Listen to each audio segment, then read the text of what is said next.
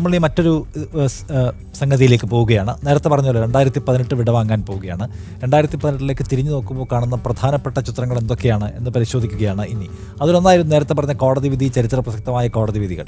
മറ്റൊന്ന്, ഈ നവമാധ്യമങ്ങൾ വലിയ തോതിൽ ആഘോഷിക്കുകയോ അല്ലെങ്കിൽ നവമാധ്യമങ്ങളുടെ വലിയ വിമർശനം ഏറ്റുവാങ്ങുകയോ ഒക്കെ ചെയ്ത ആളുകൾ കുറേ പേരുണ്ട് കഴിഞ്ഞ വർഷം. അതിൽ തന്നെ വളരെ പോസിറ്റീവായുള്ള ആഘോഷങ്ങൾ ഉണ്ടാവുകയും അതിലെ കേന്ദ്ര കഥാപാത്രങ്ങളാവുകയും അങ്ങനെ ഒരു വിധത്തിൽ പറഞ്ഞാൽ സെലിബ്രിറ്റികളായി മാറുക തന്നെ ചെയ്ത ഒരുപാട് പേരുണ്ട്. അതിലൊരാളെ പരിചയപ്പെടാം. ഇനി തുടർന്നുള്ള ദിവസങ്ങളിൽ മാത്രം ആളുകളെ പരിചയപ്പെടുത്താൻ കഴിയുമെന്ന് ഞങ്ങൾ പ്രതീക്ഷിക്കുകയാണ്. നമ്മൾ പരിചയപ്പെടുന്നത് കൊച്ചിയിലെ ഹനാനെയാണ്. അതായത് പഠനത്തിനിടയിൽ മീൻ കച്ചവടം നടത്തി സ്വന്തം ജീവിതത്തിന് ആവശ്യമായ പണം സമ്പാദിക്കുന്ന ഹനാൻ ആദ്യമൊരു ഘട്ടത്തിൽ വലിയ തോതിലുള്ള ആശംസകളും അഭിനന്ദനങ്ങളും ഹനാനുണ്ടായി. പിന്നെ ഹനാൻ വ്യാജമായ അഭ്യാസങ്ങൾ നടത്തുന്ന ആളാണെന്ന വിമർശനം ആരോ ഒരാൾ ഉന്നയിച്ചു. അതേ തുടർന്ന് അവർക്കെതിരെ വലിയ ഹെയ്റ്റ് ക്യാമ്പയിൻ ഉണ്ടായി. പക്ഷെ പിന്നീട് അതിലെ വസ്തുത തിരിച്ചറിഞ്ഞു. പിന്നെ ഹനാൻ ഒരു അപകടത്തിലേക്കും മറ്റും പോവുകയും ഒക്കെ ചെയ്തു. അങ്ങനെ വളരെ സങ്കീർണമായ ഒരു ഘട്ടത്തിലൂടെ കടന്നു വന്ന് അതായാലും മലയാളികളുടെ പ്രിയപ്പെട്ട മകളായി മാറിയ ഹനാൻ ഇപ്പോൾ ഇതിൻ്റെ ഈ ഫേസ്ബുക്ക് ആഘോഷത്തിനും അത്തരം വലിയ വിമർശനങ്ങൾക്കുമൊക്കെ ശേഷം ഹനാൻ ഇപ്പോൾ എങ്ങനെയാണ് കൊച്ചിയിൽ തൻ്റെ കച്ചവടം പഠനമൊക്കെ തുടരുന്നത് എന്ന് നോക്കുകയാണ് നമ്മളിനി. കൊച്ചി ബ്യൂറോ തയ്യാറാക്കിയ ഒരു റിപ്പോർട്ട് കാണാം. കൊച്ചിയിൽ നിന്ന് അന്നയാണ് നമുക്ക് വേണ്ടി ഹനാൻ്റെ ഈ ഇപ്പോഴത്തെ ജീവിതം എന്താണെന്ന് കാട്ടിത്തരുന്നത്. 2018 സോഷ്യൽ മീഡിയയിലെ താരമായി മാറിയ ഹനാനാണ് എനിക്കൊപ്പമുള്ളത്. കഴിഞ്ഞ ഒരു വർഷത്തിനിടയിൽ ഹനാൻ്റെ ജീവിതത്തിൽ ഒരുപാട് മാറ്റങ്ങളാണ് ഉണ്ടായത്. ഹനാൻ്റെ വിശേഷങ്ങൾ ഹനാൻ തന്നെ പറയും. ഹനാൻ, കഴിഞ്ഞ ഒരു വർഷത്തിനിടയിൽ ഒരുപാട് മാറ്റങ്ങളാണ് ജീവിതത്തിലുണ്ടായത്. വൈറൽ ഫിഷ് എന്ന പേരിൽ ഒരു സ്റ്റോൾ തുടങ്ങുന്നു. പെട്ടെന്ന് ഒരു ദിവസമാണ് വൈറലായി മാറുന്നത്. ആ ഒരു അനുഭവം എങ്ങനെയാണ് കാണുന്നത്? ഞാൻ എൻ്റെ 7ാം ക്ലാസ് മുതൽ പഠനം നടത്തുന്നതിനും എൻ്റെ ചിലവുകൾ നോക്കുന്നതിനും വേണ്ടി പല രീതിയിലുള്ള ജോലികൾ ചെയ്തു പോന്നിരുന്ന ഒരാളാണ്. പിന്നെ ഒരു സുപ്രഭാതത്തിൽ ഇവൻറ്റ്സൊക്കെ ചെയ്തുകൊണ്ടിരിക്കുന്ന ഒരു ടൈമിൽ അന്ന് ഇവൻ്റ് ഉണ്ടായിരുന്നില്ല. അപ്പോൾ ശിവരാത്രി മഹോത്സവത്തിന് കപ്പ വിൽക്കാൻ വേണ്ടി പോയതാണ്. അപ്പോൾ അവിടെ വെച്ച് ബാബുച്ചേട്ടൻ എന്ന് പറഞ്ഞ ഒരാളെ പരിചയപ്പെടുകയും അവർ പറഞ്ഞു, എന്തിനാണ് ഈ കപ്പയൊക്കെ വിൽക്കണം, അധികം ലാഭമില്ലാത്ത പരിപാടിയല്ലേ ഇത്, ഈ മീൻ വിൽക്കുക വെച്ച് കഴിഞ്ഞാൽ നമുക്ക് അത്യാവശ്യം നല്ല വരുമാനമുള്ളൊരു പരിപാടിയാണ്, നിനക്ക് എന്താ മീൻ വിറ്റാലും ചോദിച്ചു. അപ്പോൾ അങ്ങനെയാണ് ഞാൻ ആ ഒരു മേഖലയെക്കുറിച്ച് അറിയുന്നതും.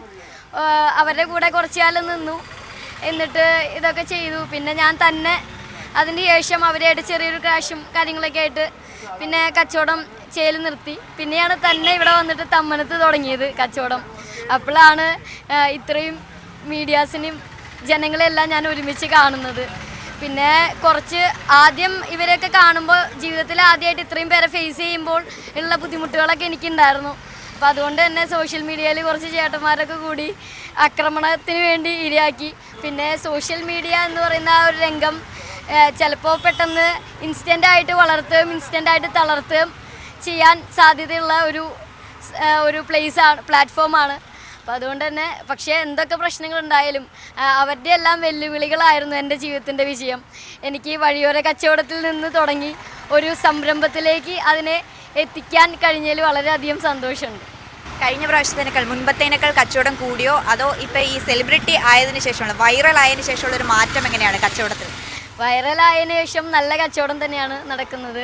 രാവിലെ തമ്മനം കല്ലൂർ സ്റ്റേഡിയത്തിൻ്റെ ബാക്ക് സൈഡിലായിട്ടാണ് കച്ചവടം. പിന്നെ വീടുകളിലെല്ലാം പോയിട്ടുള്ള വിൽപ്പനയുണ്ട്. അപ്പോൾ അവിടെ എല്ലാ വീടുകളിലും ചെല്ലുമ്പോൾ നല്ല റെസ്പോൺസാണ്.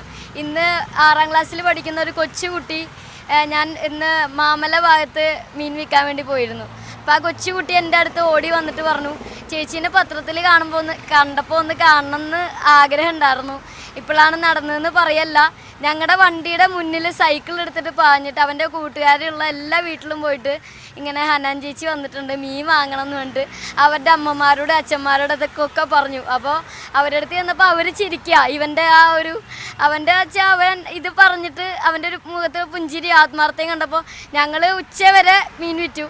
ഇന്ന് അവധിയാണ്. അപ്പോൾ ആ സമയം വരെ അവൻ ഞങ്ങളുടെ കൂടെ എന്നിട്ട് ഞങ്ങൾ ഭക്ഷണം കഴിക്കുന്ന സമയത്ത് കഴിക്കാമെന്ന് പറഞ്ഞിട്ട് ഒരുമിച്ച് വിളിച്ചിട്ട് ആ കുട്ടി വന്നില്ല. എന്നിട്ട് പോണ നേരത്തെ അവൻ്റെ മുഖമൊക്കെ മാറി ആകെ ചോന്നു. എന്നിട്ട് പറഞ്ഞു, ചേച്ചി പോവുകയാണോ, അടുത്ത ആഴ്ച എന്തായാലും വന്നില്ലെങ്കിൽ ഞാൻ പിണങ്ങും. നല്ല റെസ്പോൺസാണ്. അപ്പോൾ കച്ചവടം നന്നായിട്ട് പോകുന്നു. പിന്നെ എല്ലാവർക്കും ഫ്രഷ് ആയിട്ടുള്ള ഫിഷ് ക്ലീൻ ചെയ്ത് കിട്ടിക്കഴിഞ്ഞ് കഴിഞ്ഞാൽ എല്ലാവരും വാങ്ങാനായിട്ട് തയ്യാറാണ്. ഈ പറഞ്ഞതുപോലെ തന്നെ ഒരുപാട് വിമർശനങ്ങളെ നേരിടേണ്ടി വന്നിട്ടുണ്ട്. ഒരുപാട് സോഷ്യൽ മീഡിയയിലൂടെ ഹരാസ് ചെയ്യുന്ന അത്തരം നടപടികളും അത്തരം രീതികളും ഒക്കെ ഉണ്ടായിട്ടുണ്ട്. അതിനൊക്കെ പോസിറ്റീവായിട്ടാണ് ജീവിതത്തിൽ ഈ കഴിഞ്ഞൊരു വർഷത്തിനിടയിൽ വന്ന ഈ ഹരാസ്മെൻറ്റ് അതിനെ എങ്ങനെയാണ് പോസിറ്റീവായിട്ടാണോ നെഗറ്റീവായിട്ട് പലപ്പോഴും കടന്നു പോകുന്ന ഒരു സാഹചര്യം വരെ ഉണ്ടായിട്ടുണ്ടല്ലോ?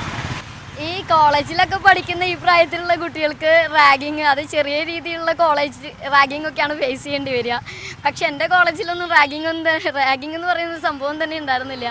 പക്ഷെ എനിക്കൊരു വേൾഡ് റാഗിങ് ആണ്. ഞാൻ ഈ വേൾഡ് മുഴുവൻ വേണമെങ്കിൽ ഹരാസ് ചെയ്തു, റാഗ് ചെയ്തു എന്ന് പറയാം. പക്ഷേ ഓരോ നിമിഷം നിന്നെ അറപ്പാണ്, നിന്നെ വെറുപ്പാണ് എന്ന് അല്ലെങ്കിൽ നീ ഫ്രോഡാണ് എന്നൊക്കെയുള്ള വാക്കുകൾ ഏൽക്കുമ്പോൾ ഞാൻ തളർന്നു പോവുകയല്ല ചെയ്യുന്നത്. നേരെ മറിച്ച് അവരുടെ ആ വെല്ലുവിളി കേൾക്കുമ്പോൾ വീണ്ടും വീണ്ടും കൂടുതൽ കരുത്തോടെ ജീവിക്കണം എന്ന് പറയുന്ന, അല്ലെങ്കിൽ അവർക്കൊക്കെ കാണിച്ചു കൊടുക്കണം, അല്ലെങ്കിൽ ഹനാൻ എന്താണ്, അല്ലെങ്കിൽ എൻ്റെ പവർ എന്താണ്, എൻ്റെ ലക്ഷ്യം പഠനം, പഠിച്ച് ഡോക്ടർ ആവുക എന്നുള്ളതാണ് എൻ്റെ ഏറ്റവും വലിയ ആഗ്രഹം. അപ്പോൾ ആ ലക്ഷ്യം നടത്തി കാണിച്ചു കൊടുക്കണം എന്നുള്ള ആ ഒരു ചിന്താഗതി മാത്രമാണ്. മീൻ കച്ചവടം മാത്രമാണ്, ബാക്കി എന്തൊക്കെയാണ്? ഒരു പാട്ട് പാടുന്ന ആളാണ്, സിനിമ ഫീൽഡിൽ കൈ നോക്കാൻ ശ്രമിച്ചിട്ടുണ്ട്. വേറെ എന്തൊക്കെ മാറ്റങ്ങളാണ് വന്നിട്ടുള്ളത്? വേറെ എൻ്റെ ഫിഷിൻ്റെ വെബ്സൈറ്റായിട്ട് ബന്ധപ്പെട്ടിട്ട് ഒരു സോങ് റിലീസ് ആവുന്നുണ്ട്. അത് നല്ല ഒരു കമ്പോസർ തന്നെയാണ്. ഇതിപ്പോൾ സർപ്രൈസാണ്. നല്ലൊരു കമ്പോസർ തന്നെയായിരിക്കും അതിനു വേണ്ടി മ്യൂസിക് ചെയ്യുന്നത്. അപ്പോൾ ആ പാട്ട് പണിപ്പുരയിലാണ്. പിന്നെ കച്ചവടമൊക്കെ കഴിഞ്ഞ് പോകുമ്പോൾ എന്തെങ്കിലുമൊക്കെ 4 വരി പാട്ടൊക്കെ ഉണ്ടാക്കി പാടാറുണ്ട്. പിന്നെ മിഠായി തെരുവ് എന്ന് പറയുന്ന ഒരു സിനിമയിൽ രോഗബാധിതയായിട്ടുള്ളൊരു കുട്ടിയുടെ വേഷം കിട്ടിയിട്ടുണ്ട്. അത് ജനുവരിയിലാണ് ഷൂട്ടെന്നാണ് അറിയിച്ചിരിക്കുന്നത്. പിന്നെയുള്ള വിശേഷങ്ങൾ എന്ന് പറഞ്ഞാൽ കലാഭവൻ മണി ട്രിബ്യൂട്ടായിട്ട് ഞാൻ ഫ്ലവേഴ്സ് ചാനലിലെല്ലാം എല്ലായിടത്തും പാടിയ ഒരു സോങ് ഉണ്ടായിരുന്നു. ആ സോങ്ങിന് എനിക്ക് സ്പോൺസർഷിപ്പ് കിട്ടി. അത് അപ്പോളയിലെ അനുപേട്ടം വഴി, അത് കമ്പോസിങ്ങും ലിറിക്സ് എഴുതിയത് ഞാനാണ്. അത് കലാഭവൻ മണി വോയിസിലാണ് ആ പാട്ട് വരാൻ പോകുന്നത്. മേലെ പടിഞ്ഞാറ് സൂര്യൻ എന്ന പാട്ടിന് ശേഷം മണിച്ചേട്ടൻ്റെ വോയിസിൽ വരാൻ പോകുന്ന രണ്ടാമത്തെ ഒരു പാട്ടായിരിക്കും. എന്നാലും പ്രേക്ഷകർക്ക് വേണ്ടിയിട്ട് ഒരു പാട്ട് ഹനാൻ പാടേണ്ടിയിരിക്കുന്നു. കാരണം പുതിയ സൈറ്റിന് വേണ്ടി സൈറ്റ് ലോഞ്ച് ചെയ്യുമ്പം ഒരു പാട്ട് വരും എന്ന് പറഞ്ഞു. അതെന്തായാലും സർപ്രൈസാണ്. അങ്ങനെയാണെങ്കിൽ വേറൊരു പാട്ട്, മുൻപ് ഈ മത്സ്യം കച്ചവടം തുടങ്ങിയപ്പം എന്തോ ഒരു പാട്ട് ഇറക്കിയിരുന്നില്ലേ?